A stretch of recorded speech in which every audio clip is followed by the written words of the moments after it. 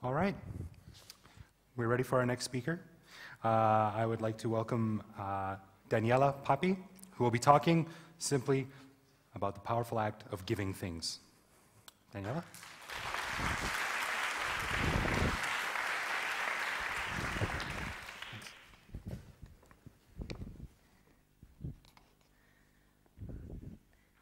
I was indoctrinated at a young age with the idea that in order to help people, I had to give things to them. Maybe it was TV advertisements asking me to give money to give food every month to a poor child in Africa, or maybe it was food and clothing collections at school. But I took that idea and I went out into the world, and when I was in 2004, some friends and I decided we were going to plan a bike ride across Cambodia, and we were going to help education in some way. Take that off. And in order to do that, we decided we wanted to give some things to support education. We went through a list of ideas. Maybe we'd give uniforms, books, and we found a website online that said, build a school in Cambodia. We're like, perfect. How better can we help education in Cambodia than by giving people a school? And we wrote to them, we said, okay, we want to help, we want to build a school. And they said, actually, you don't just build a school, you'll build a school, a water pump, and you'll give 3 toilets. And we're like, this is amazing. We're going to help education, health, and the environment all at once.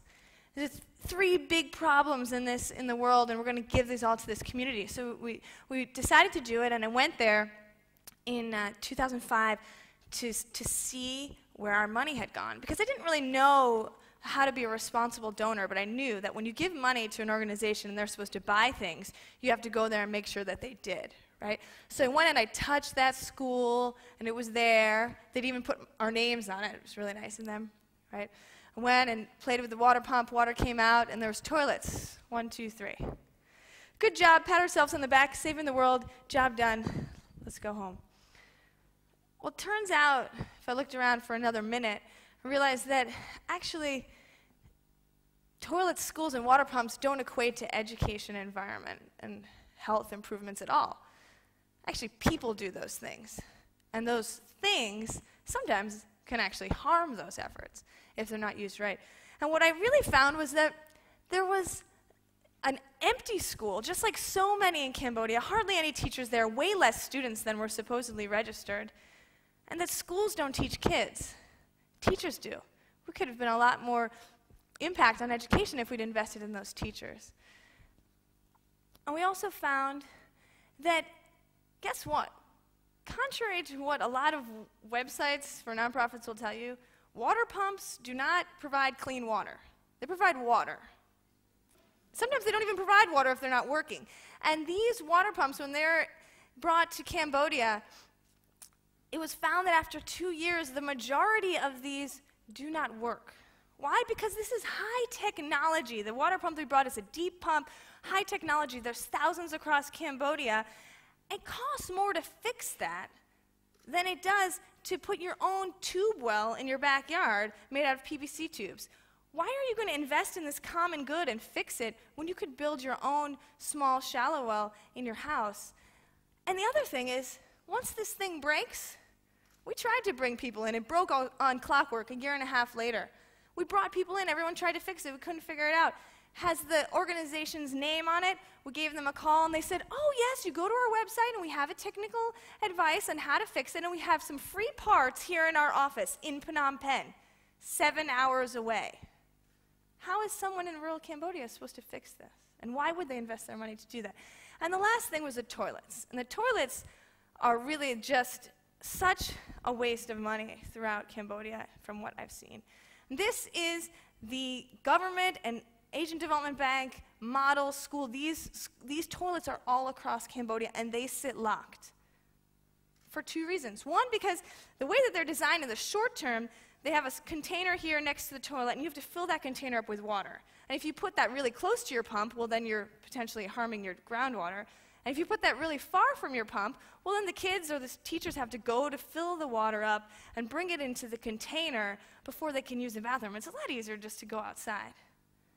Right? And if you stamp your feet enough and you convince everyone to use this, well, then in the long term, that's going to fill up the tank in the bag is going to fill up after 1 year.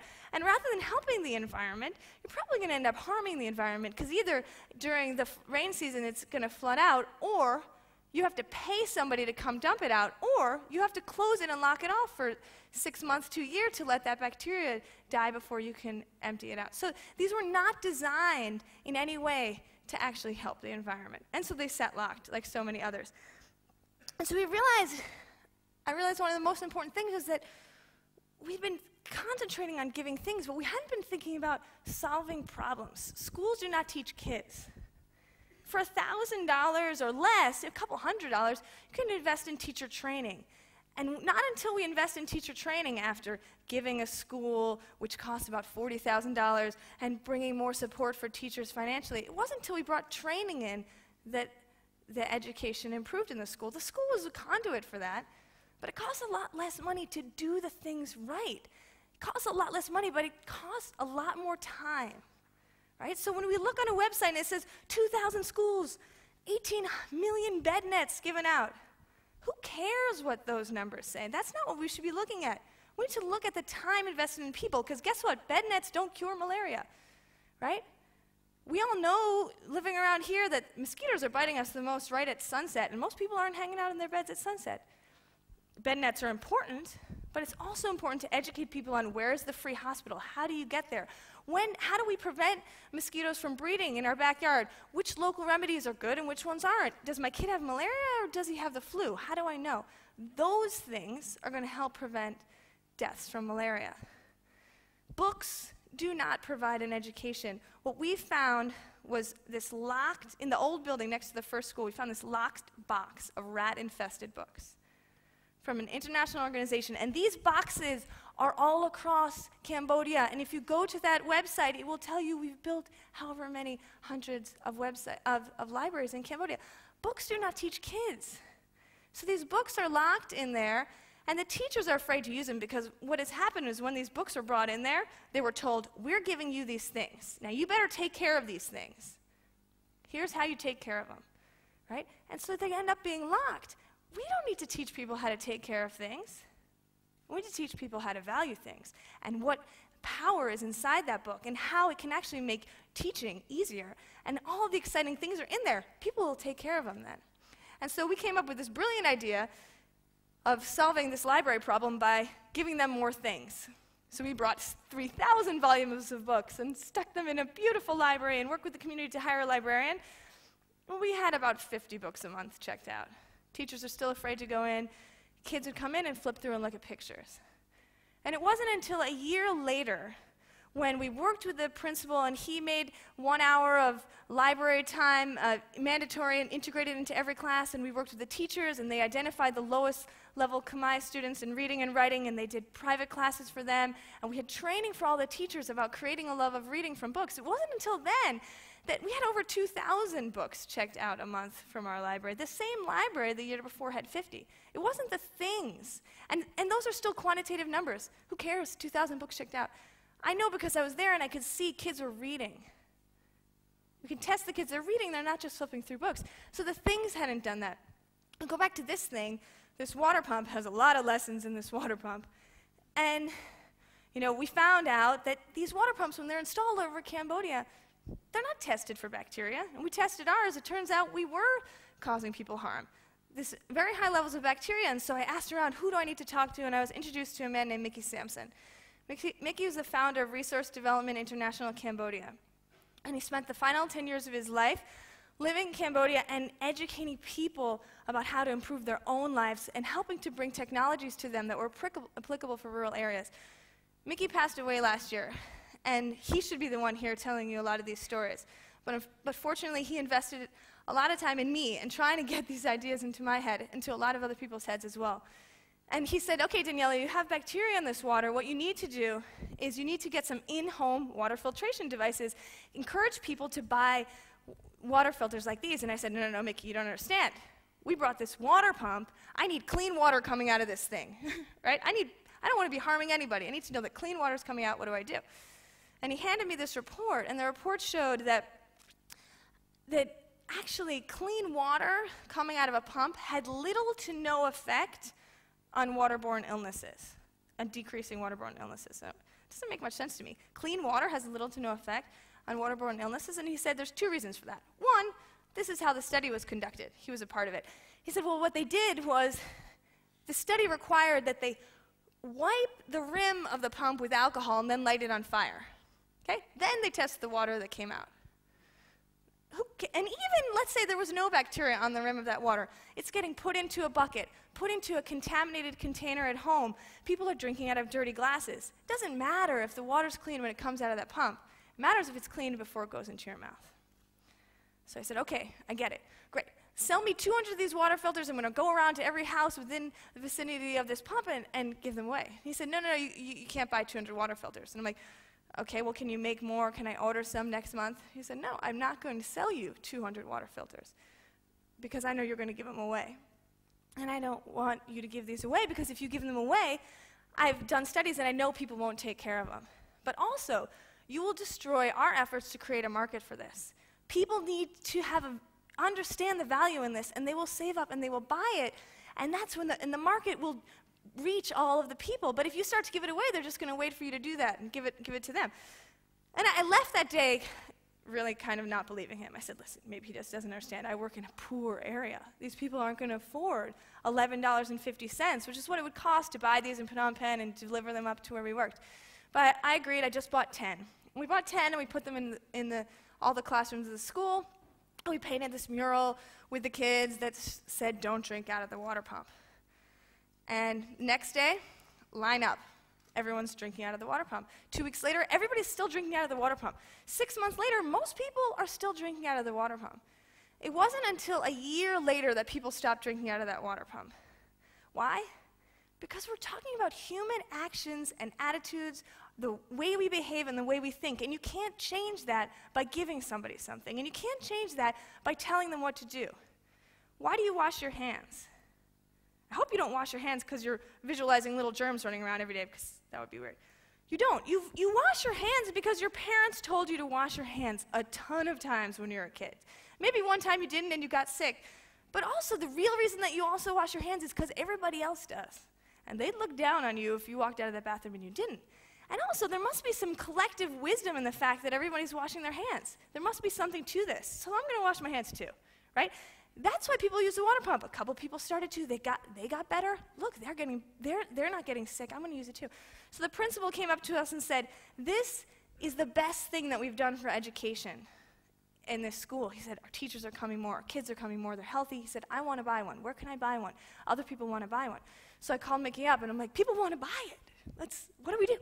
And so he sent somebody up from Phnom Penh with these flip charts, and they spent a whole day, and they taught the teachers, how does it work? Why does it work? How was it made? How can you fix it? How do you know if it's broken, right? And all the teachers got certified to sell it, and they got a little flip chart, and they went out, and they sold them. And over the course of a year, we sold about 200 of these water filters at $11.50. And to be honest, I really didn't think anybody would buy these. People are making less than $25 a month in the area where we're working. And it was great. People are using them. And all of a sudden, this nonprofit comes through. It's a nonprofit that's been in Cambodia for a long time, and they know that this is a really poor area. And like me, they thought, well, this is a really poor area. They can't afford $11.50 water filters, and we have some extra. So they set up a stand, and they sold these water filters for $3. And what they did was create a situation where no one was going to buy an $11.50 water filter anymore because they're going to wait for someone to either give it to them or basically give it to them, sell it to them for $3, right? And that organization just left. What happens when someone needs a spare part and the tap's not working? They didn't teach anybody how to fix it, how to use it, how to keep it clean. So that organization came in and tried to help these poor people who couldn't afford a water filter and, in effect, destroyed this community's ability to have clean water. That's what we do when we give things away sometimes. But what about the poorest people? I'm going to give you another last lesson from Mickey. And they made these rope pumps, and the rope pumps are made completely from locally sourced materials. It's rope, PVC tubes. Everything can be fixed locally. And after 2 years, these ones are still working. And these cost about $250 to install, to dig. And that is cost prohibitive for some people, but they allow people to buy them and pay them back over the course of 2 years or sometimes longer. And over the course of 2 years, every single month they collect the money. And that gives them 24 months, 24 touch points to teach 24 lessons. How do you fix this? In-home water filtration, hygienic food preparation, how to dig your own toilet. All of these things that actually play into waterborne illnesses. And what they're doing is they are improving people's lives. They are decreasing waterborne illnesses. They have 100% repayment on their rope pumps, but they've realized that the rope pumps aren't the cure. We can't give somebody a thing. We have to invest time in them. So when we look at nonprofits' websites and we see what they're doing and it says they've done 1 million of this or 1,000 of this in libraries and schools and water pumps, ask questions. We need to ask questions and we say, are you just focusing on things? Because things are easy to scale. We need to invest time in people, and sometimes that takes longer. And so we shouldn't look down on that organization that has given less schools, because I'd rather study under a tree with a great teacher than in one of these empty schools in Cambodia. Thank you very much.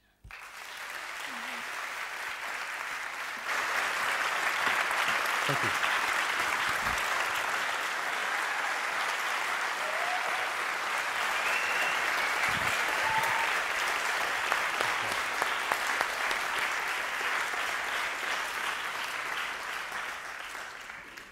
Thank you, Daniela. That was very, very interesting.